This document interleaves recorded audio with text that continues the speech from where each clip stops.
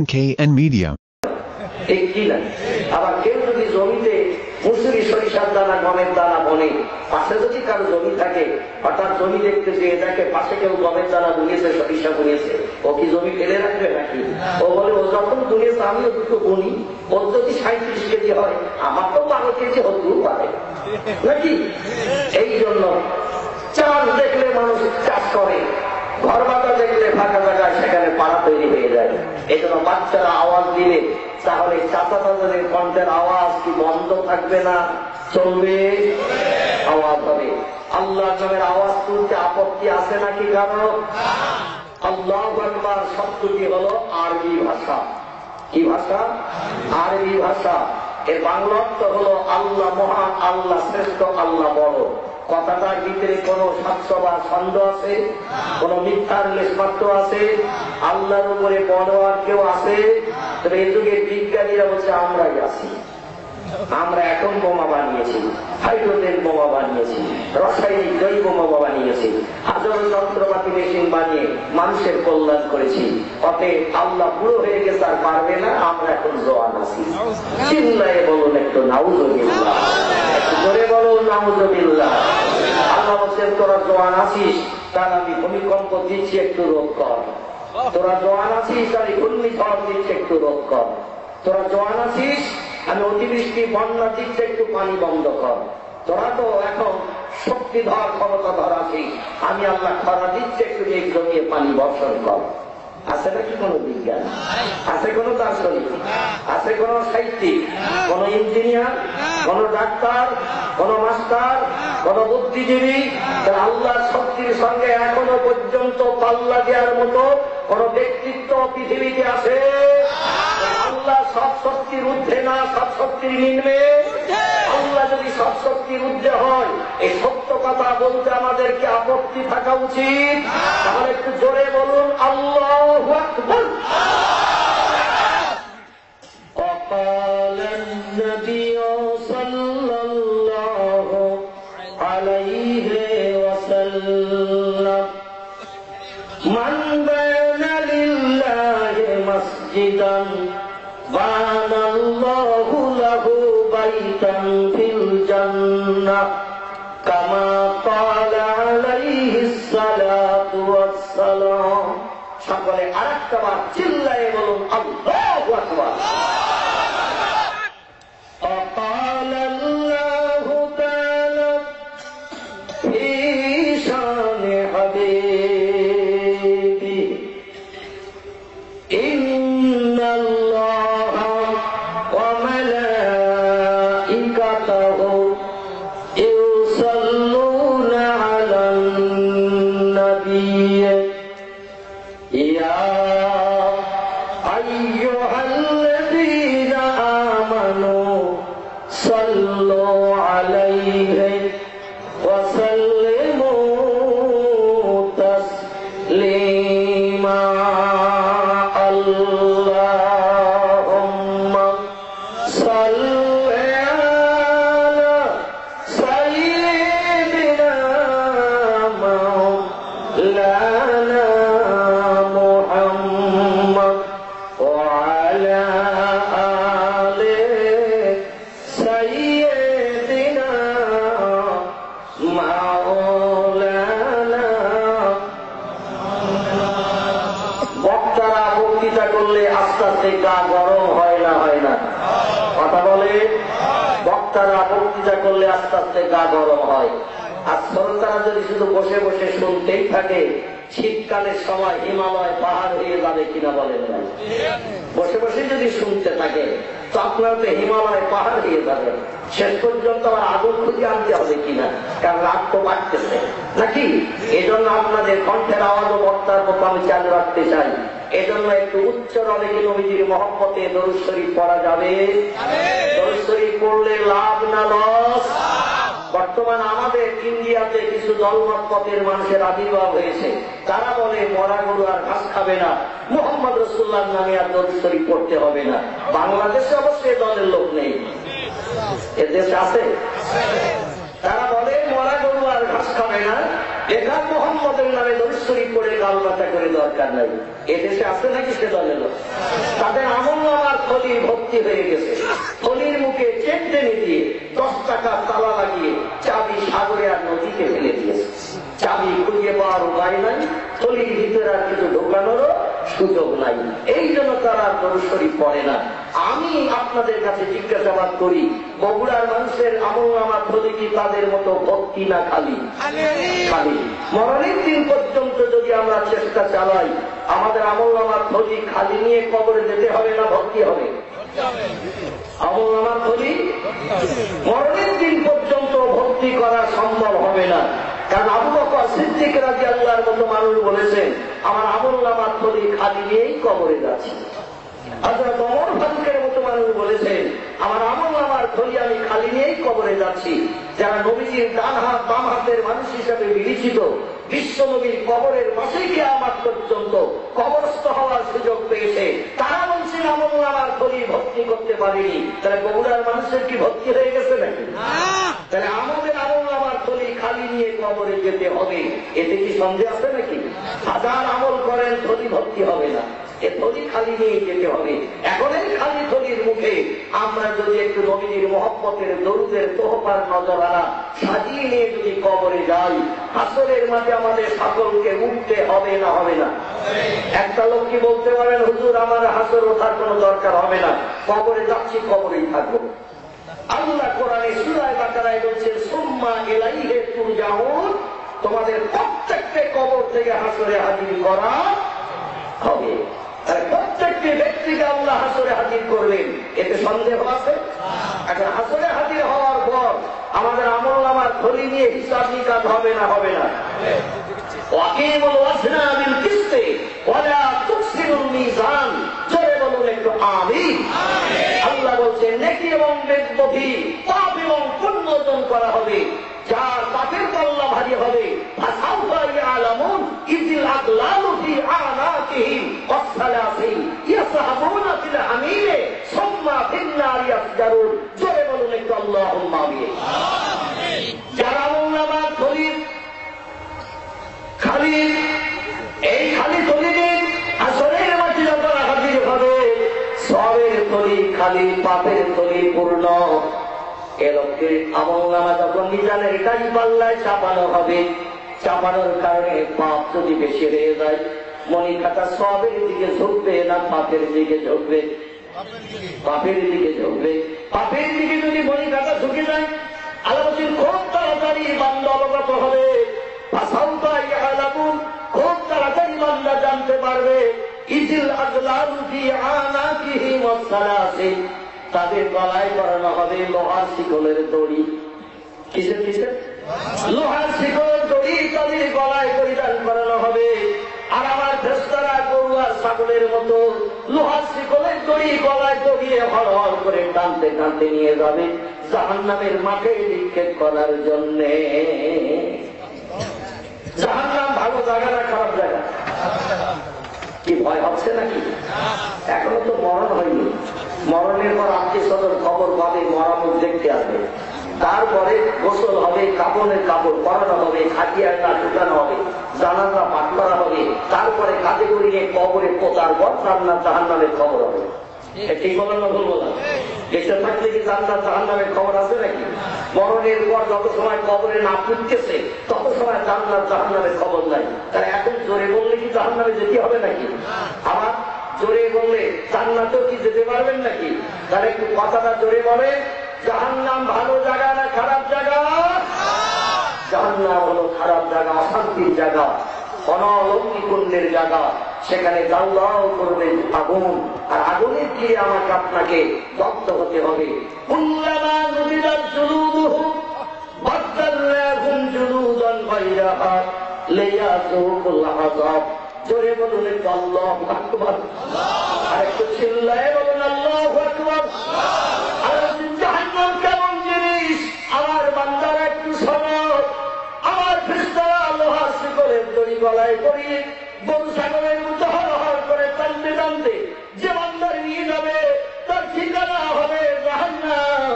আর এই জাহান্নামে বান্দা যখন পতিত হবে, আমার জাহান্নামের কঠিন আগুন পৃথিবীর আগুনের থেকে 69 গুণ বেশি। কঠিন করা করে আমি আল্লাহ বানিয়ে রেখেছি আসামিদের অ্যাকশন করার জন্য, আসামিদের শাস্তি দেওয়ার জন্য।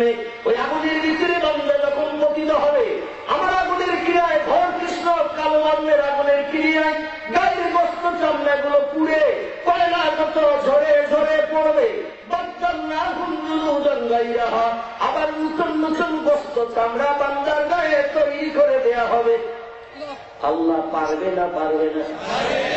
আমার আল্লাহ বলছেন শুধু আমি বলবো ইন্নামা আমরুহু ইযা আরাদা শাইয়ান আইয়াকুলা লাহু কুন ফায়াকুন। একটু জোরে বলা যাবে আল্লাহু আকবার। আর বলছেন আমি তোমাদের এমন একজন প্রভু, এমন একজন স্রষ্টা, আমি যখন কোন বিষয়ে কোন হুকুম করি, ইযা আরাদা শাইয়ান কোন কিছু তৈরি করার পরিকল্পনা ইচ্ছা প্রকাশ করি, আইয়াকুলা লাহু আমার জবান দিয়ে শুধু একটু বলি কুন ফায়াকুন, সঙ্গে সঙ্গে সেটা হয়ে যায়। তোমাদের মতো বাড়িঘর বানাতে, আসবাবপত্র বানাতে আমার 2 মাস 6 মাস সময় লাগে না। আমাদের একটা আসবাবপত্র যদি আলমারি সুন্দর মিস্ত্রিকে বানাতে বলতে বলা হয়, যখন চাইবো তখন দিতে পারবে নাকি? একটা খাট যদি বানাতে বলি, খাট বানাও নকশা করে সুন্দর করে, বলবে 15 দিন পরে আসেন চাচা, বলবে না? বলবে না? একটা গাড়ির পাঁচগুলো দিয়ে যদি মিস্ত্রিদের বলে, ও 5 জন মিস্ত্রি হেল্পার 7 জন, একটা পাস কমপ্লিট করো, একটা ট্রেলার কমপ্লিট করো, মিস্ত্রি বলবে কিনা 1.5 মাস পরে এসো, বলবে না? বলবে না? আল্লাহ বলছেন আমি শুধু বলি কোন ভাইয়া কোন, সঙ্গে সঙ্গে সেটা হয়ে যায়। আমার কোন কিছু বানাতে 1 সেকেন্ডের বেশি 2 সেকেন্ড সময়ও লাগে না। চিল্লায় বলা যাবে কি হবে? যদি বলেন হজিজা ডকুমেন্ট, তাহলে আপনাদের অনুরোধ করব, পৃথিবীর একটি দেশের নাম হলো সিরিয়া। কি নাম? কি নাম? একটি দেশের নাম হলো সিরিয়া। সিরিয়ার একটি স্থান, বর্তমান তার নাম হলো প্যালেস্টাইন। কি নাম? কি নাম? প্যালেস্টাইন। প্যালেস্টাইন। এখানে আল্লাহ কোন শক্তির দ্বারা তমাম বিশ্ববাসীর আল্লাহর পাওয়ার শক্তি ক্ষমতা এখনো বিদ্যমান। আল্লাহ শুধু বললেন কোন 2 তলা বিল্ডিং, 14 কামরা ঘর, আগুনের কুণ্ড থেকে বেরিয়ে আসার পর পয়গম্বর ইব্রাহিম নবীকে বসবাসের জন্য আল্লাহ কোন শব্দ ব্যবহার করে বিনা রাজমিস্ত্রিতে, বিনা জোগাড়ে, দুনিয়ার কোন পাথর ছাড়া আল্লাহ পাক শুধু বললেন কোন, সঙ্গে থেকে 2 তলা বিল্ডিং, 14 কামরা ঘর পয়গম্বর ইব্রাহিম নবীর জন্য তৈরি হয়ে গেল, আজও দাঁড়িয়ে রয়েছে। যদি বলা যাবে কিন্তু সুবহানাল্লাহ। আমার ভাইরা, এই জন্য আল্লাহ শুধু বলবেন কোন, সঙ্গে সঙ্গে গায়ে আবার নতুন বস্ত্র চামড়া তৈরি হয়ে যাবে। আর নতুন নতুন আযাবের শাস্তি বান্দারা জাহান্নামের ভিতরে উপভোগ করতে থাকবে। আল্লাহ বলছেন তবে এই ধারণা নিয়ে যেন তোমরা কবরে এসো না, ওরা তামুতুন না, এই ধারণা নিয়ে তোমরা যেন মৃত্যুবরণ করিও না, আমার কবরে এসো না, যে জাহান্নামের আগুন দুনিয়ার আগুনের থেকে বেশি কঠিন শক্ত করা। অতএব সেখানে আল্লাহ যখন ফেরেশতাদের দিয়ে নিক্ষেপ করে দেবে, 10 মিনিট পরে পুড়ে ছাই হয়ে মরে যাওয়ার অসুবিধা নাই। এই ধারণাটা যেন নিয়ে এসো না। আমি আল্লাহ মরণ সমস্ত সৃষ্টি রেখেছি একবার, সব সৃষ্টির মরণ হবে একবার। সেই মরণ হলো এই পৃথিবীর মরণ। এই পৃথিবীর মরণ সব সৃষ্টির নসিবে একবার টুটবে। আল্লাহ বলছেন তারপরে আবার সুম্মা ইহয়িকুম, আবার তোমাদের জিন্দা করা হবে। সব সৃষ্টিকে জিন্দা করবো, জিন্দা করে হাসরের মাঝে আমি আল্লাহ জীবনের কৃতকর্মের হিসাব নেবে। কেবল 2টি সৃষ্টি, কেবল হিসাব নেব 2টি সৃষ্টি। ওমা খালাকুতুল জিন্না ওয়াল ইনসা ইল্লা লিয়াবুদুন। তাফসীরের কিতাবে এসেছে পৃথিবীর সৌন্দর্য সৃষ্টির জন্য আল্লাহ পাক সৃষ্টি বানিয়ে পাঠিয়েছিলেন 18,000। কত? তাফসীরে মাফাতিহুল গায়ব, তাফসীরে মাজিদ, তাফসীরে রুহুল বায়ান, তাফসীরে মাওলিহুল কোরআন, তাফসীরে ইবনে কাসির, তাফসীরে জালালুল কোরআন, তাফসীরে মারিফুল কোরআন, তাফসীরে জালালাইন, তাফসীরে কাশফ, তাফসীরে বাইজাবি, বিখ্যাত বিখ্যাত তাফসীরের কিতাবে লেখকেরা এক মহাপুরী লিখেছেন। তারা বলছেন পৃথিবীর জন্য আল্লাহ পাক পৃথিবীতে সৃষ্টি পাঠিয়েছিলেন 18,000। আবার কিছু মুফাসসির বলেছেন 18,000-এর থেকে কিছু বেশি, আবার কিছু মুফাসসির বলেছেন 18,000-এর থেকে কিছু কম। অধিকাংশ বর্ণনাকারীদের মধ্যে এই পৃথিবীর সৌন্দর্য স্বীকৃতির জন্য আল্লাহ সৃষ্টি পাঠিয়েছিলেন 18,000।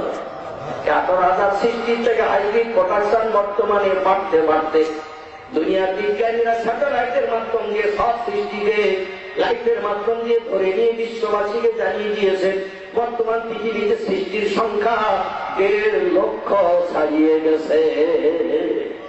কথা বললাম 1.5 লক্ষ ছাড়িয়ে গেছি 18,000 থেকে। এর থেকে ওর থেকে প্রোডাকশন বাড়তে ইংরেজিতে হাইব্রিড প্রোডাকশন বলা হয়, বাংলায় প্রজেক্টকে বলা হয়। যেমন খচ্চর, আল্লাহ খচ্চর দুনিয়ায় পাঠায় নাই, ঘোড়া এবং গাধার মিলনে একটি নতুন পশুর আবিষ্কার হলো জঙ্গলে, এর নাম হলো খচ্চর। যেমন আমাদের বাড়ি অনেকের পশু আছে, নাম তার জার্সি গরু, আছে না নাই? আল্লাহ কি জার্সি পাঠিয়েছিলেন নাকি? এই জার্সি গরু পাঠায়নি। গরু আর মহিষের পিঠ দিয়ে নতুন আবিষ্কার করেছে বিজ্ঞানীরা। মাথার দিকে তাকিয়ে দেখবেন গরুর মতো ভাব, পিঠের দিকে তাকিয়ে দেখবেন সলিমুদ্দিন চাচার মহিষের মতো ভাব। ঠিক না বলুন? আর বাগদান সমান ফুটি কিচ্ছু নাই। জার্সি গরুর পিঠটা মহিষের মতো ভাব, মাথার দিকে গরুর মতো ভাব। এ আগে ছিল না, 2 রকম পিঠ দিয়ে প্রোটেকশন বানিয়েছে। সিলভার কাপ, জাপানি পুঁজি, গ্লাস কাপ, এটা মাছ ছিল নাকি আগে? এটা হাইব্রিড প্রোটেকশন তৈরি হয়েছে। এই হাইব্রিড তৈরি হতে বর্তমান পৃথিবীতে সৃষ্টির সংখ্যা বাড়তে 1.5 লক্ষ ছাড়িয়ে গেছে। কথাটা বললাম, আগামীতে আরো বাড়বে না কমবে? আরো বাড়বে, কারণ জনসংখ্যা যত বাড়বে সৃষ্টি তত বাড়বে। বান্দা কি না খেলে মরবে নাকি?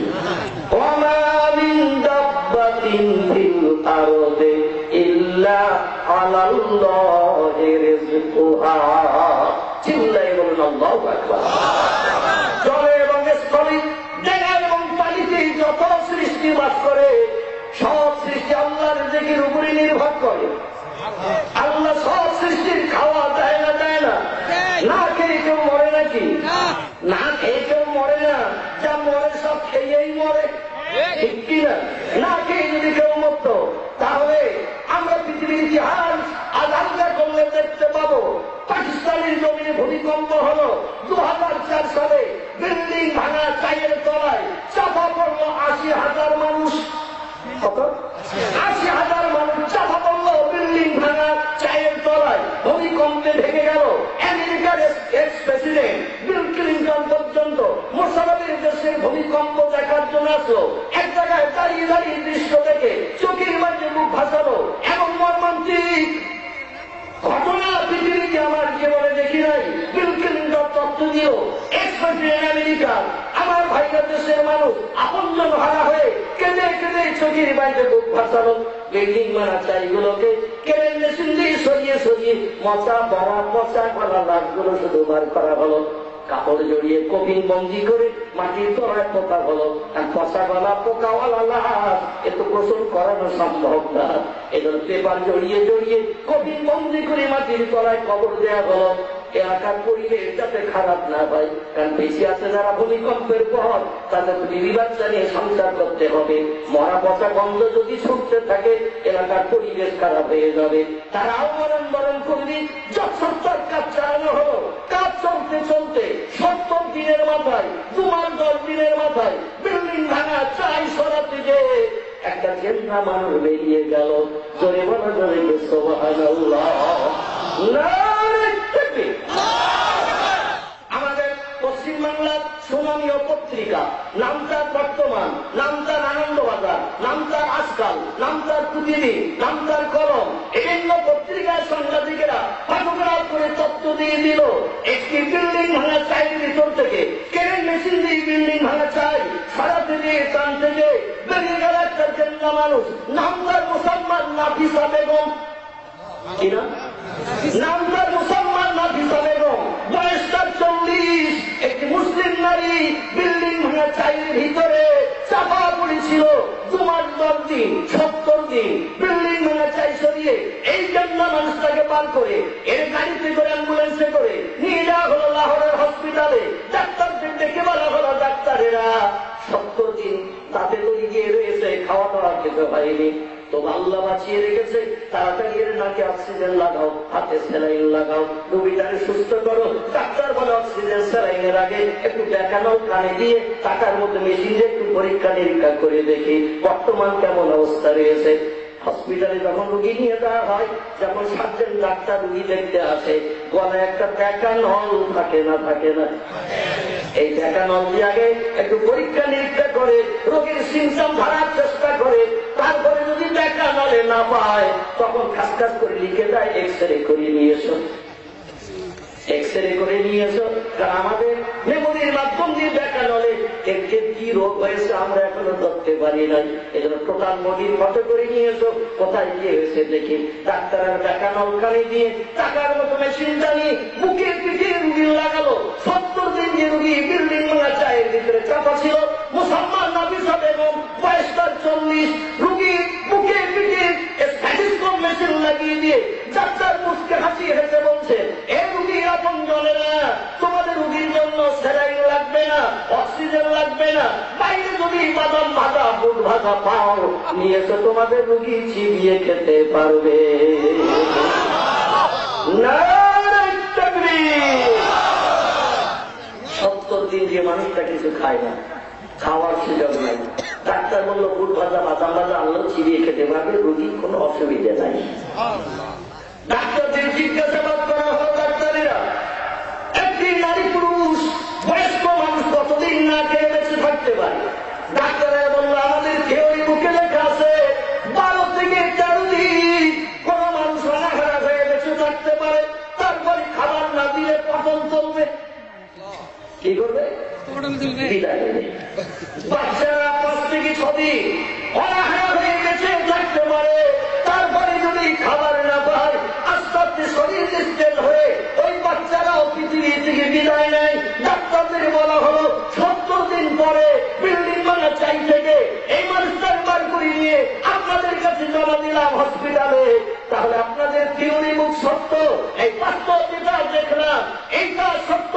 ডাক্তার বললাম অফিস রুমে ডাক্তারের এক জায়গায় মিটিং করছি, আলোচনা করছি, আলোচনা করে একমত হয়েছি, আমাদের থিওরি বুকে যেখানে লেখা আছে 13 ডেজ, ওইখানে লাল কালি দিয়ে কেটে দিয়ে এখন তলায় লিখতে শুরু করেছি 70 ডেজ।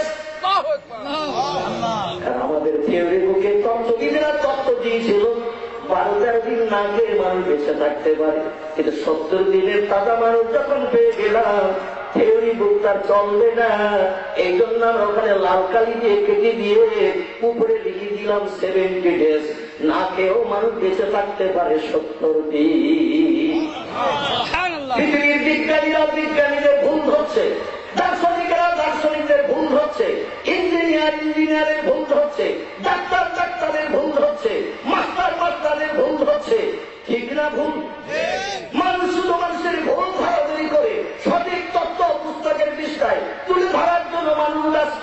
আমি আপনাদের কাছে জিজ্ঞাসাবাদ করি, দেখতে দেখতে কোরআনের বয়স হয়েছে প্রায় 1500 বছরের মতো। বিশ্ব নবীর জবানি মোবারক, যারা আমি না বলো হাদিস শরীফ, ইংরেজিতে যাকে বলা হয় দ্য সেইন্স অফ মুহাম্মদ সাল্লাল্লাহু আলাইহি ওয়াসাল্লাম, বাংলায় যাকে বলা হয় নবীজির বাণী নবীজির কথা, বিশ্ব নবীর জবানি মোবারক লেখকেরা লিপিবদ্ধ করে পুস্তক আকারে আজ আমাদের ভাষা অর্জন করেছে। কারো নাম বুখারী শরীফ, কারো নাম মুসলিম শরীফ, কারো নাম তিরমিজি, কারো নাম আবু দাউদ, কারো নাম ইবনে মাজাহ, কারো নাম নাসাই, কারো নাম দারুমি, কারো নাম দারকুতনি, কারো নাম বাইহাকি, কারো নাম তিবরানি, কারো নাম মুওয়াত্তা মালিক, কারো নাম মিশকাতুল মাসাবি, কারো নাম ইবনে হাব্বান, কারো নাম আল হাকিম, কারো নাম আল মুস্তাদরাক। এগুলো সব সহিহ হাদিসের কিতাবের নাম। বলা সেই নবীজির জবানি কিছু কম বেশি 3 লক্ষাধিকের উপরে শরীয়তের ফতোয়া কিতাবে লেখকেরা লিখেছে। বিশ্ব নবীর জবানি মোবারক এই সহিহ হাদিসের কিতাবের ভিতরে 3 লক্ষাধিকের উপরে যত হাদিস লিপিবদ্ধ করা হয়েছে, কোন একটা মুসলমান নবীর একটা হাদিসকে যদি অমান্য করে, মেনে নিতে যদি না চায়, শরীয়তের ফতোয়ার কিতাব নাম তার হেদায়া, শরীয়তের ফতোয়ার কেতাব, নাম তার ফাতা আলমগীর। শরীয়তের ফতোয়ার কেতাব, নাম তার ফাতায়ে তরবে মুহতার। শরীয়তের ফতোয়ার কেতাব, নাম তার ফাতায়ে কাজী খান। শরীয়তের ফতোয়ার কেতাব, নাম তার ফাতায়ে মহিদ। শরীয়তের ফতোয়ার কেতাব, নাম তার ফাতায়ে স্বামী। শরীয়তের ফতোয়ার কেতাব, নাম তার ফাতায়ে জামে সাগীর। বিখ্যাত ফতোয়ার কেতাবে লেখকের একমতই লিখেছে কোরআনের কোন একটা কথা নবীদের এই জবানি সহিহ হাদিসের কেতাবে যে 3 লক্ষাধিকের উপরে হাদিস শরীফ লিপিবদ্ধ আছে। কোন মুসলমান একটা হাদিস মানতে যদি অস্বীকার করে ওই লোকটার মুসলমান থাকবে না, লোকটা কাফের হিসাবে বিবেচিত হবে। সেই লোকটা মুসলমান থাকবে না, লোকটি কাফের হিসাবে বিবেচিত হবে। আমি আপনাদের কাছে জিজ্ঞাসাবাদ করি, কাফের ঠিকানা কোথায় হবে? সন্দেহ আছে?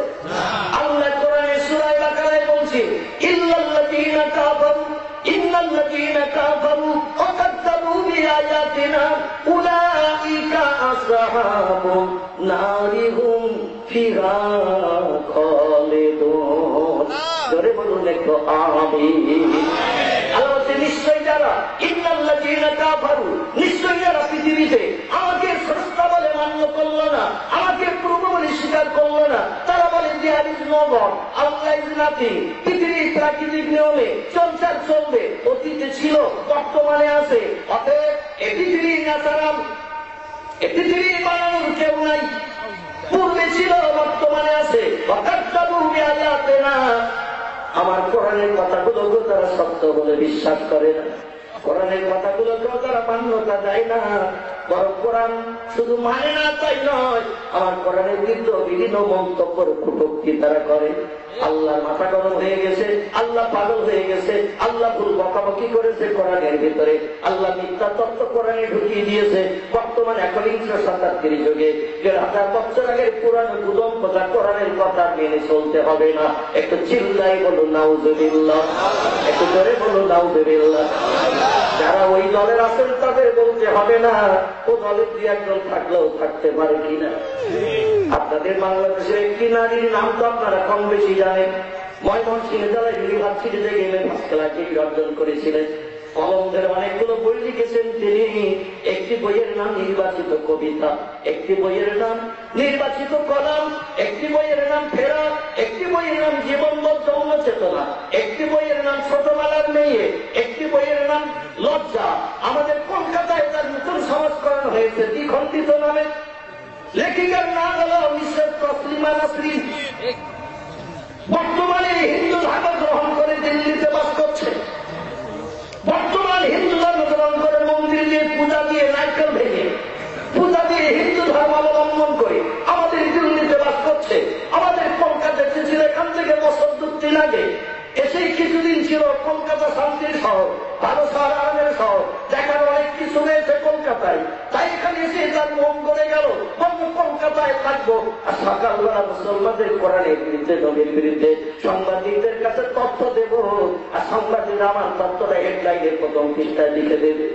কিন্তু হিংসুক প্রকৃতির সাংবাদিক আছে, তারা ইসলামের বিরুদ্ধে কেউ কিছু বললে সঙ্গে সঙ্গে হেডলাইনে সেটা লিখে দেয় মুসলমানদের অপমান করার জন্য।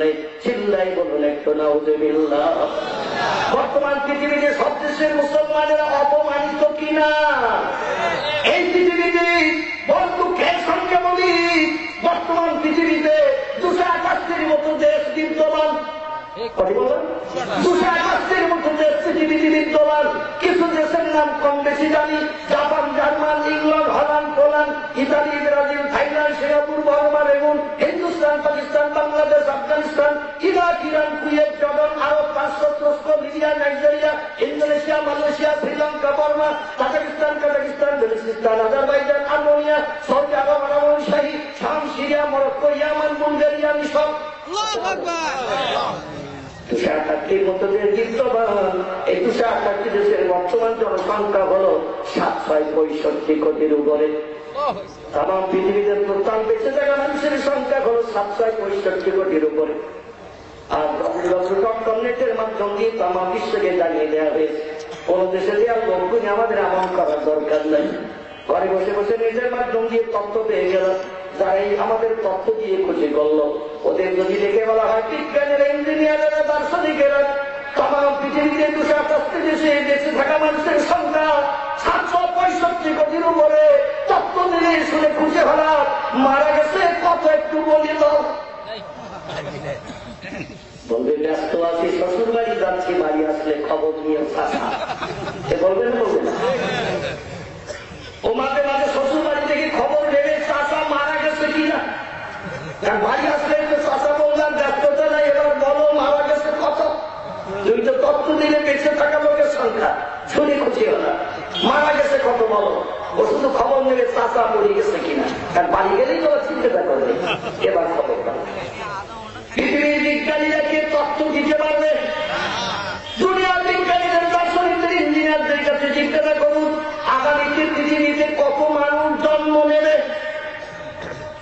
এই পৃথিবীর আগামীতে আমরা যারা আছি তারা তো সব বিদায় নেব না বেঁচে থাকবো। কুল্লু নাফসিন যায়িকাতুল মাউত, কোরআনে আছে না নাই? সব সৃষ্টির প্রাণ নাশ করা হবে, মরণ সব সকলকে চাকানো হবে। তাই বলে ধারণা করি আমি আল্লাহ তোমাদের মতো মরবো। আল্লাহু লা ইয়ামুত, আমার কিন্তু মরণ নাই। যেদিন কেউ তোমরা থাকবে না, আল্লাহু বাকি, সেদিন আমি আল্লাহ থাকবো চিরস্থায়ী, চিরঞ্জীবী। সে আল্লাহর কাছে যদি আমরা জানতে চাই মারা গেছে কত, আল্লাহ বলতে পারবে না, পারবে না। আল্লাহ সবাইকে তো সৃষ্টি করে পাঠিয়েছে, আবার কবে কোন দিন মরবে সে টাইমটাও নির্ধারণ করে তার তকদিরে দিয়েছে। রাসূল বলছেন আত-তাকদীরু লা ইয়ারুদ্দু ইল্লা বিদুআ, চিল্লায়ে বলুন আল্লাহু আকবার। নবী বলছেন তকদীর যার নসিব আল্লাহ যেটা লিপিবদ্ধ করে দিয়েছে। তিরমিজি শরীফের হাদিস, আল্লাহ নবী বলছেন কোন মানুষ যখন পৃথিবীতে জন্ম নেয়, মায়ের উদর থেকে দুনিয়ার মুখ দেখে, এই দুনিয়ার জমিনে আসার 40,000 বছর আগে আল্লাহ তার তকদীর লিপিবদ্ধ করে রেখেছে। কতদিন আগে? এই পৃথিবীতে আগমনের 40,000 বছর আগে আল্লাহ আমাদের তকদীর লিপিবদ্ধ করে রেখেছে। কদিন বাঁচবো, কোথায় খাবো, কোন জায়গায় অ্যাক্সিডেন্ট হবো, কোন হসপিটালের বেডে শুয়ে থাকবো, মরণ কোথায় হবে, তারপর আবার সেখান থেকে কোন গাছতলায় কবরস্থ হবো, এসব তকদিরে আছে না নাই? আল্লাহ সব তকদিরে লিপিবদ্ধ করেছে। যে ব্যক্তি তকদিরে বিশ্বাস করে না সে হলো বেঈমান। এই জন্য আমরা তকদির বিশ্বাস করবো কিনা? পৃথিবীতে আগামীতে কত মানুষ জন্ম নেবে এটা আমার আল্লাহ জানে না, জানে না।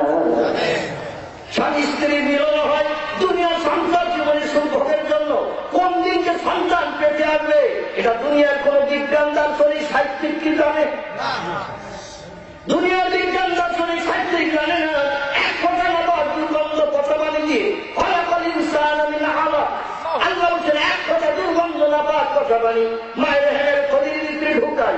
প্রতিদিন তোমার মিলন করো, কিন্তু মায়ের হেনের থলির ভিতরে কোনো নাপাক পানি ঢোকে না। আমি আল্লাহ যেদিন কোন শব্দ ব্যবহার করি মায়ের হেনের থলি সেদিন আলগা হয়ে যায়। এক কথা দুর্গন্ধ কথা বানি ঢুকি আবার দরজা লকআপ করাই।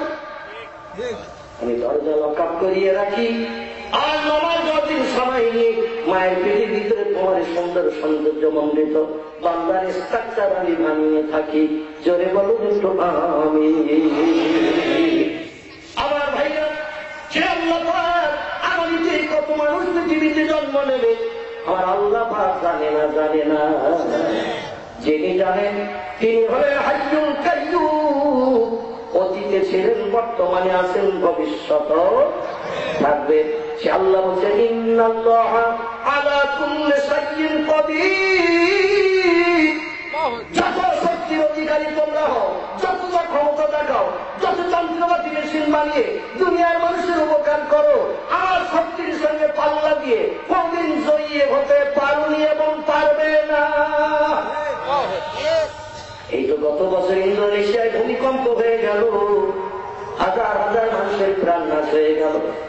2004 সালের ডিসেম্বরের 26 তারিখ, 2004 সালের ডিসেম্বরের 26 তারিখ পৃথিবীর 10টি দেশে সাগরের পানি উঠলিয়ে এসে একটু মোসাফা করেছিল। কি করেছিল? মোসাফা বলতেন নাকি? আমরা হাতে হাত লাগাই না, দোয়া করি, করি না, করি না। আমার ভাইরা,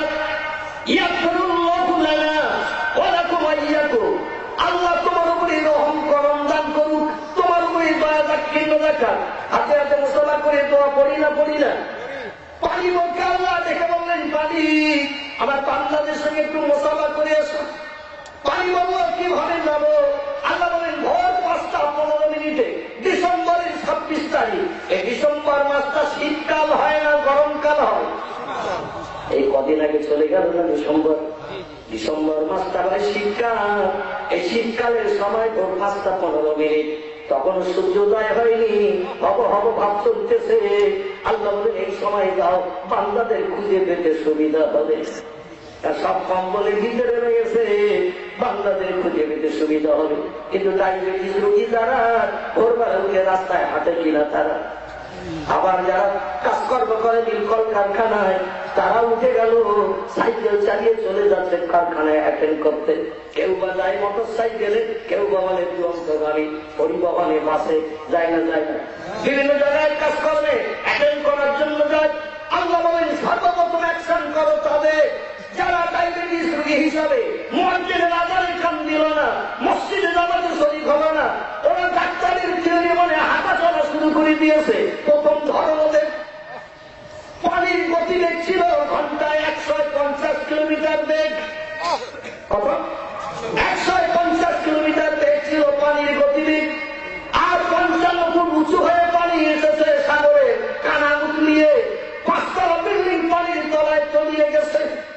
পৃথিবীর 4টি দেশ, কোন দেশের নাম ইন্দোনেশিয়া, কোন দেশের নাম মালয়েশিয়া, কোন দেশের নাম শ্রীলঙ্কা, কোন দেশের নাম ভারত, এই ভারতের তামিলনাড়ু, এইভাবে 13টা দেশে একসঙ্গে পানি এসে হাজির।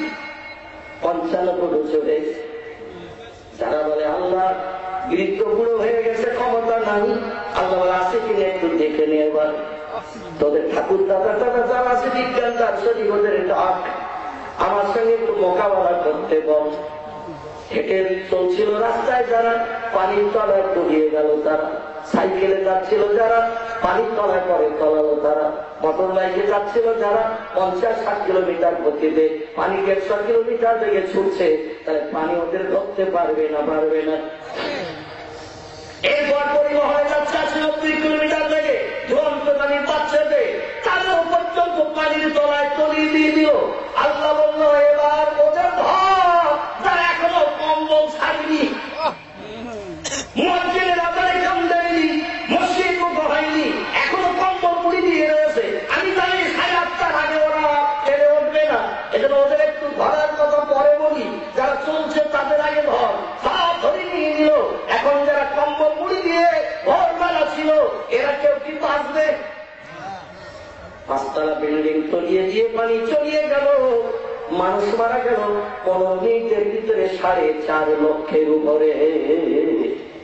কত? সরকারি হিসাব 4.5 লক্ষের উপরে মানুষ পৃথিবীর জমিন থেকে বিদায় নিল এক মুহূর্তের ভিতরে। একটি ঘটনা সাংবাদিকরা প্রকাশ করল, এর নাম দেওয়া হয়েছে জলোচ্ছ্বাস। কি নাম? এই সাগরের পানি উতলে আসলো মানুষের সঙ্গে মোসাফা করে চলে গেল, জনম মানুষ বিদায় হয়ে গেল, 4.5 লক্ষ মানুষ বিদায় নিল। পৃথিবীর Japan, Germany, England, Holland, Poland, Italy, Brazil, Switzerland, উন্নত দেশের সব সরকারেরা বিজ্ঞানীদের দেখে বলল এইরকম একটা ভয়ঙ্কর মর্মান্তিক ঘটনা ঘটে গেল। ও বিজ্ঞানীরা তোমরা কি কিছু করতে পারো না? কোটি কোটি টাকা তোমাদের পিছনে খরচ করি, এইরকম ভয়ঙ্কর করাল গ্রাস হয়ে গেল, তোমরা কি কিছু করতে পারো না? বিজ্ঞানীরা বলছে কাজ হয়ে যাওয়ার পর বলতে পারি। কাজ যখন হয়ে যায় তারপরে আমরা তত্ত্ব দিতে পারি। হওয়ার আগে আমাদের ঠাকুর দাদা কবর থেকে শ্মশান থেকে উঠেও বলতে পারে না। কারণ আল্লাহ কোনো ঘটনা ঘটানোর সময় 2-10 মিনিট 20 মিনিটও সময় নেয় না, শুধু বলে কোন, সঙ্গে সঙ্গে কাজ শুরু হয়ে যায়। চিল্লাই বলুন সুবহানাল্লাহ। বিজ্ঞানীদের বলা হল এইরকম একটা মর্মান্তিক ঘটনা কেন ঘটলো? বিজ্ঞানীরা তোমরা কি বলতে পারো? সরকার জিজ্ঞাসা করলো, বিজ্ঞানীরা বললো যন্ত্র মেশিন দিয়ে রিসার্চ করে দেখলাম সাগরের পানির তলায় প্লেট আছে 2টো। এতদিন বলেনি প্লেটের কথা, ওরা বলছে সাগরের পানির তলায় প্লেট আছে 2টো। একটা প্লেট সরিয়ে গেছে, তাই সেদিকে পৃথিবীর কাপ হয়ে গেছে, আর পানির কাপ যেদিকে নিচু হয় সেদিকে চেপে যায়। তথ্য তো একটা দিতেই হবে, না দিলে তো চাকরি বর্তমানে যাবে, ঠিক কিনা? দুটো প্লেটের একটা প্লেট সরে গেছে, আর সেদিকে পৃথিবী কাঠ হয়ে গেছে, আর যেদিকে কাঁথায় পানি সেদিকে চাপদারি, যার কারণে 50 ফুট উঁচু হয়ে পানির বিল্ডিং এর উপর দিয়ে চলে গেল, 5তলা বিল্ডিং তলিয়ে দিল। সরকাররা বলল বিজ্ঞানীরা এখন ওই যে সরিয়ে দিয়ে পৃথিবী কাঠ হয়ে গেছে, কাঠ হয়ে থাকবে না, আবার সোজা হবে। বিজ্ঞানীরা বলল 5 থেকে 7 দিনের ভিতরে শরীরে অপেলে যাবার জায়গায় আসবে, জায়গায় আসলে কিন্তু আর একটা ধক্কা দেবে। সরকার বলল পানিতে নাকানি সোমানি খেয়ে হাত মারার ফিরে যারা বেঁচে রয়েছে, মারা তো গেছে লক্ষ লক্ষ, বেসরকারি হিসাবে 10 লক্ষের উপরে মানুষ মারা গেছে, সরকারি হিসাব 4.5 লক্ষ। এখন আবার যদি পানি চাপ দেয় তাহলে তো যারা নাকানি সোমানি খেয়ে বেঁচে আছে ওদের তো আগের মতো এরকম লড়াই করার ক্ষমতা নাই, সব হাত মারার হয়ে রয়েছে, ওদের উপায় কি? বিজ্ঞানীরা বলল আমরা একটা তত্ত্ব দিচ্ছি বেঁচে থাকার জন্য, সাগরের কিনারায় ঘন ঘন গাছ লাগিয়ে দাও। কি লাগাও? সাগরের ধারে গাছ লাগিয়ে দাও। বলে গাছ লাগিয়ে কি হবে? পানি উঁচু হয়ে আসবে, গাছে ধাক্কা খাবে, আর বাড়ি ভাগ করাবে না, মানুষ এই সুযোগ অন্তত জায়গা দেখে নিতে পারবে। আল্লাহ বলে কবেলা খেয়েছি বিজ্ঞান দার্শনিকের একটু কম, আমার কোরআনে একটু আলগা করে দেয়। আমি তো নবীর জীবনেই কোরআনে কোট করে দিয়েছি, যারা বলুন একটু সুবহানাল্লাহ। নবীর জীবনে একটু আলগা করে দেয়, তোদের গাছ আর কটা মানুষের বাঁচাবে? পয়গম্বর নবীর জমানায় 6,500 ফুট জুলি পাহাড় পানির তলায় তলিয়ে 140 হাত লম্বা তার বেটা কেনানকেও পর্যন্ত নাকানি সুবানি খাওয়িয়ে কমপ্লিট করেছে। 6,500 ফুট উঁচু ওই জুলি পাহাড়ের মাথায় কেনান বাবার নৌকায় ওঠে নাই। ও বলল তোমার আল্লাহ কত বাড়ি একটু দেখবো। আল্লাহ তাই 70 গজ লম্বা করে বানিয়েছিলেন। কত গজ? 70 গজ, 140 হাত লম্বা। আমরা তো কেনালের থেকে আরো বেশি লম্বা, 3.5 হাত, ঠিক কিনা? আমাদের কোনো অসুবিধা নাই, আমরা ঘোড়ায় গেছিলাম আল্লাহর গজব থেকে, সেই চিন্তা নিয়ে আর ভুলে গেছি আমার আল্লাহকে। জোরে বলুন একটু নাউজুবিল্লাহ। আমার আল্লাহ বলল কেনান দাঁড়িয়ে পাহাড়ের মাথায়, আর একবার একটা পান দেব, 20-25 ফুট উঁচু হয়ে পানি আসবে। কত সময় তুই ধরতে ধরে পাহাড়ের মাথায় দাস, পানি আসলো কোমর সমান হয়ে গেল। নূহ নবী দেখে বলে আমার নৌকায় বাঁচতেছে, আসতে এখন হয়। ও বলল সে কোমর সমান এখনো টোটাল বডি বাকি, আর বডি যদি ডুবে নাক ডুবে যায় তাহলে তো নিঃশ্বাস নিতে অসুবিধা। যেই নাক ডবো ডবো ভাব হবে, আমি গোড়ালি উঁচু করে চালিয়ে যাবো পাহাড়ের মাথায়, 20-30 হাত উঁচু হয়ে যাবো। কারণ 140 হাত লম্বা লোকের পাক আমাদের মতো একটু চলাতো না, যেমন বডি তেমন লম্বা পা। আমি পাউচি করে যদি দাঁড়াই 20-30 ফুট আবার উঁচু হয়ে যাবো। তোমার আল্লাহ অত পানি নাই, আমার একটু দিয়ে দেয়। আল্লাহ বলে দুটো পান একটু দেয়, তোর এই কাজ কমপ্লিট করে দেবো। যেই নাক ডুবে গেল একটা পানের পানি এসে, ও আর পাহাড়ে পা রাখতে পারলো না, কারণ নাক উঁচু করতে হবে নিঃশ্বাস নেওয়ার জন্য। আল্লাহ এত সময় খেলা হচ্ছিল মাঠের সাইডে, এবার খেলা শুরু হলো ফাইনাল। কি খেলা? ফাইনাল খেলা আবার শুরু হলো। এত সময় আমার পাহাড়ের উপরে দাঁড়িয়েছিল, এবার পাহাড় ছাড়া করলাম। এবার একটা পান দেবো, তোর তলায় তলিয়ে দেবো, নিঃশ্বাস নেওয়ার জন্য ইঁদুরের বাচ্চার মতো সাঁতার কেটে যেই উপরে উঠবি, আবার একটা পান এসে তোরে তলিয়ে দেবো। খুব বেশি সময়ের হলো না। নূহ নবী বলে আল্লাহ আমার ছেলে প্রাণে মারা যাচ্ছে পানির তলায়। আল্লাহ বলে বেঈমান দেখে যদি নৌকায় তুলিস, তোদের সবাইকে কমপ্লিট করবো। নবী ডেকে বলেন আল্লাহ ও আমার ছেলে না, ছেলে বলে নিঃশ্বাস তাকে সাড়া দিত, বাবার মর্যাদা দিত। আমার ভাইরা সব বিদায় হয়ে গিয়েছিল না, যায়নি। এবং 40 জন ব্যক্তি নূহ নবীকে পয়গম্বর বলে মেনেছিল, আল্লাহর উপরে ঈমান এনেছিল। পয়গম্বর নূহ নবী তাদের নৌকায় তুলে নিয়েছিল। 40 দিন 40 রাত আর আসমান থেকে মুষলধারে বর্ষণ দিল, জমিন ফাটিয়ে পানি তুলে দিল। তামাম পৃথিবী শুধু সাদা সাদা, একটাও ঘর বাড়ি ছিল না, গাছপালা ছিল না। তামাম পৃথিবীতে কোন দেশে একটা মানুষ বাঁচেনি, সব মানুষকে আল্লাহ কমপ্লিট করে দিয়ে দিয়েছিলেন নবীর জমানায়। এই জন্য পয়গম্বর নূহকে দ্বিতীয় আদম বলা হয়। তার নৌকায় যে কত মানুষ ছিল, ওই কজন মানুষের বংশধর আমরা পৃথিবীতে বর্তমান 765 কোটির উপরে মানুষ, তার বংশধরের মানুষ আমরা বেঁচে রয়েছি। পূর্বের যত ছিল সব আল্লাহ কমপ্লিট করে দিয়েছিলেন। আমার ভাইরা শুধু তাই নয়, আমাদের ভারতের উত্তরে দুটি দেশ, একটির নাম নেপাল, একটির নাম ভুটান। এই দুটি দেশে একটি পাহাড় দাঁড়িয়ে রয়েছে, যে পাহাড়ের নাম হল হিমালয়। কিনা তত্ত্ববিদেরা তত্ত্ব দিয়েছে, এই পাহাড় থেকে 4 কিলোমিটার দূরে খালি গায়ে যদি কেউ 2-3 ঘন্টা দাঁড়িয়ে থাকে, ওর জন্য মাছ কাটতে হবে, কাপড়ের কাপড় কিনতে হবে, ঠান্ডায় আড়ষ্ট হয়ে কমপ্লিট হয়ে যাবে। পাহাড়ের নাম হলো বরফের পাহাড়, না হলো তার হিমালয়। পৃথিবীর পর্যটকেরা এই হিমালয় পাহাড়ের মাথায় ঠেলে উঠলো, আশ্চর্যান্বিত হয়ে গেল।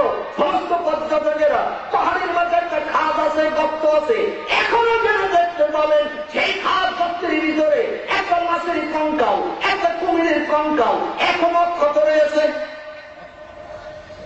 ফেরাউন মরণের পর 400 বছর নির্দয়ার পানির তলায় যদি অক্ষত থাকে, আল্লাহ যদি রাখতে পারে, মাছের কঙ্কাল কুমিরের কঙ্কাল অক্ষত থাকবে না? থাকবে না।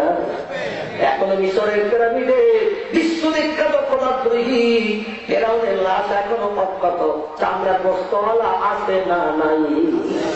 আল্লাহ বলেন জমিন ওইটা ইমানের যাবে খাবি না, যেমন মরিয়ে মাটি পানির তলায় চলে গেছে তেমন থাক, ওর গায়ে স্পর্শ করবি না। মরণের 400 বছর পর নীলদরিয়া সেই এলাকা শুকিয়ে গেল। দূর থেকে পানি আনার জন্য মাটি খনন করে গর্ত করতে যে বেঈমান ফেরাউনের লাশ বেরিয়ে গেল, এখনো সেই লাশ অক্ষত রয়েছে। তাহলে আল্লাহ আমার পারে না? পারে না।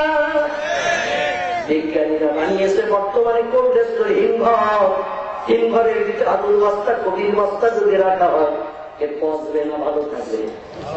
কথা বলে। হিমঘরের ভিতরে আলুর বস্তা, কবির বস্তা, কাগজের বস্তা হিমঘরের ভিতরে যদি রাখা হয়, যেমন রাখবেন 2-10 মাস পরে বার করলে তেমন টাটকা পাবেন কিনা? বিজ্ঞানীরা বানিয়েছে ফ্রিজ। ফ্রিজ আছে না অনেকের ঘরে? টাওয়ার মার্কা উঁচু হয়ে গিয়েছে।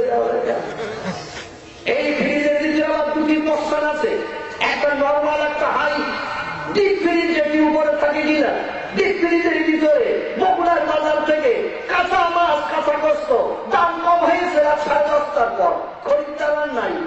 ব্যবসায়ী মাল বিক্রি করতে যে মাল বিক্রি হয় নাই, বলে আমি এখন পানি নিয়ে যদি খাই ব্যবসা তো চটি উঠে যাবে, কম দামে হলো বিক্রি করতে হবে। মালের দাম কম করে দিয়েছে, 500 টাকার ইলিশ বলছে 400, 750 টাকার গরু গোস্ত বলছে 150। যার পকেটে পয়সা আছে ও পয়সা নিয়ে বাড়ি যাবে না, গোস্তার মাছ কিনবে, মাছ আর গোস্ত কিনবে। বাড়ি আমার ফ্রিজ আছে, চিন্তা নাই। ও মাছ আর গোস্ত কিনে নিয়েছে, ডিপ ফ্রিজে ভরে দিল, দিয়ে এবার দরজাটা লাগিয়ে দিল। 2-3 দিন পরে ওই মাছ বাদ করে কারো মাথায় যদি মারা হয়, জিয়াউল আবার হসপিটালেও কাজ হবে নাকি? ও মাছ তো এখন পাথর মার্কা হয়ে গেছে, ঠিক না ভুল? ও মাছ তো পাথর মার্কা হয়ে গেছে। ও মাছ যদি কারো মাথায় মারে, যদি বলে নরম মাছ তোর মাথায় একটু মারি, রাজি হবে কেন? বলে শক্ত পাথরের থেকেও শক্ত এ মাছ আমার মাথায় মারলে হসপিটালে যাওয়ার আগে কমপ্লিট হতে হবে। গোস্তগুলো রাখা হোক তাকে দিন করে, এই গোস্ত বার করতে যেও সময় লাগে না? লাগে না? ফ্রিজের ভিতরে অ্যাটাচমেন্ট জড়িয়ে রয়েছে, বার করে একটা টেনে ছাড়াবে না? ছাড়াবে নাকি? তপ করে গরম পানি দিতে হবে কিনা? এখন পোকা যদি বলে গোস্ত রেখেছে মাল পাচ্ছি না, যে একটু খেয়ে আছি, ওর পটল তুলতে হবে কিনা? ঠান্ডা ফ্রিজের ভিতরে যে পোকা খেতে যায়, ওর জনম জনম বিদায় দিতে হবে কিনা? বিজ্ঞান বানিয়েছে ফ্রিজ, মাসের পরিমাণ পচা গোস্ত পচে না, যেমন রাখেন তেমন থাকে, কাঁচা মাছ যেমন রাখেন তেমন থাকে। আমার আল্লাহ কি অপারগ, আমার আল্লাহ কি কবরের ভিতরে বান্দাদের টাটকা রাখতে পারে না? পারে কিনা? আল্লাহ আমিও বান্দাদের টাটকা রাখি। বর্ষাকালে পানি হয়ে গেছে, কবর ভরে গেছে, তাই বলে আমার বান্দা কি কবরের ভিতরে নাকানি সবাই খাবে নাকি? কবরের মাটি সব বসে করে কাদা হয়ে গেছে, বান্দার গায়ে কি কাদা লাগবে নাকি? না না না, আমি কাপড়ের কাদা এক ফোঁটা কাদা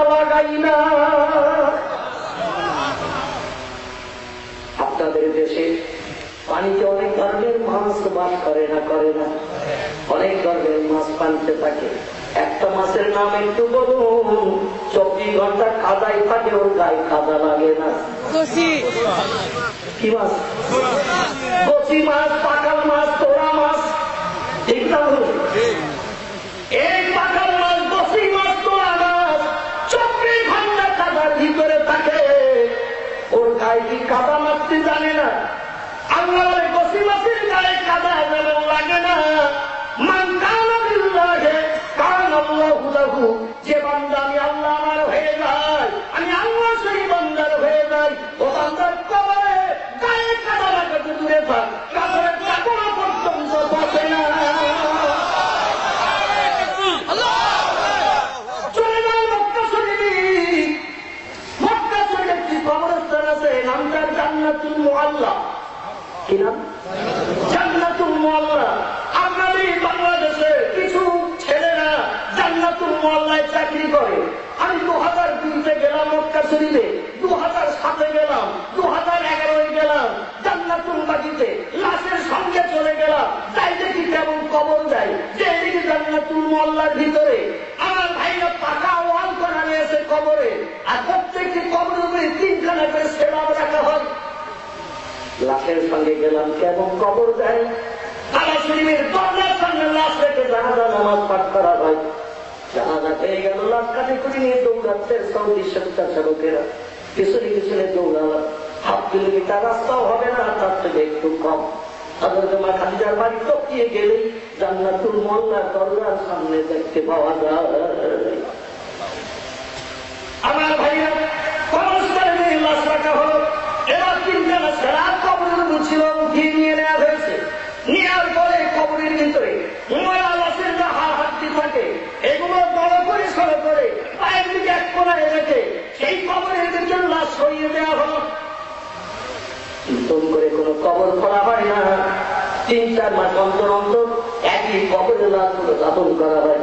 জান্নাতুল মুআল্লার কবরস্থান আর পারে না, মদিনার জান্নাতুল বাকির কবরস্থান পারে না।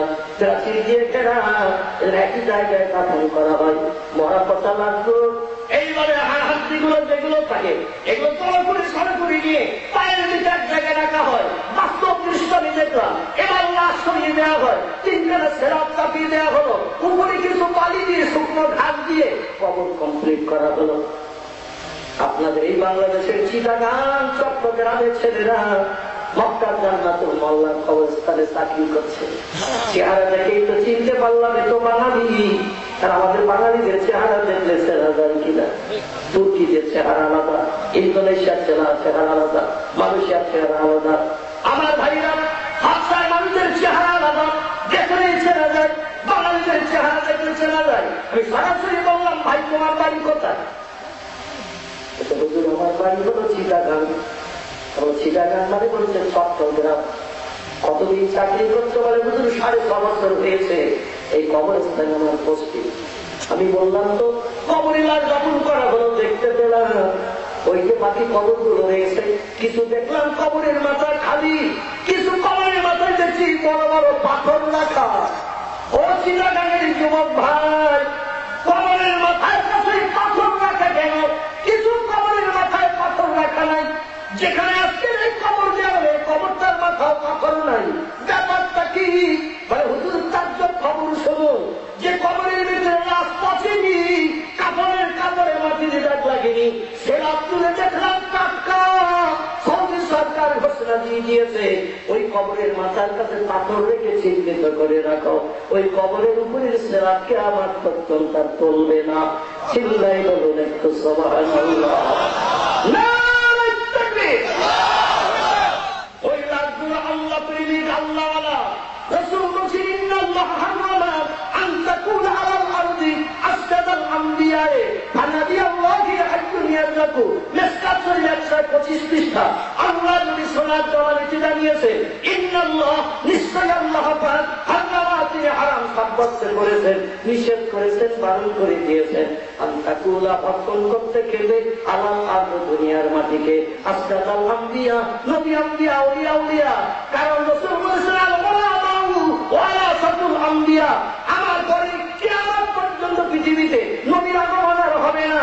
ওলা তাইফাতুম মিন উম্মাতিল আওসাত ইন্নাহু সায়াকুনু ফিল উম্মতি কাযাবুনা ওয়া সালাসুন কুল্লুহুম ইয়াযআমু আন্নাহু নাবিয়্যুল্লাহি ওয়া আনা খাতামান নাবিয়্যিন লা নাবিয়্যা বাদি। জোরে বলুন আল্লাহু আকবার। আসসালামু আলাইকুম। এনকেএন মিডিয়া চ্যানেলের পক্ষ থেকে আপনাদের স্বাগতম। এই ইউটিউব চ্যানেলে সুন্দর সুমধুর কণ্ঠের ইসলামিক সঙ্গীত আপলোড করা হয় এবং ভারতের স্বনামধন্য বক্তা আলহাজ হজরত মাওলানা আবুল কালাম আজাদ বসিরহাট 24 পরগনা হুজুরের সুমধুর কণ্ঠের ওয়াজ মাহফিল আপলোড করা হয়। এই সকল ওয়াজ মাহফিল পেতে আমাদের চ্যানেল এখনই সাবস্ক্রাইব করুন।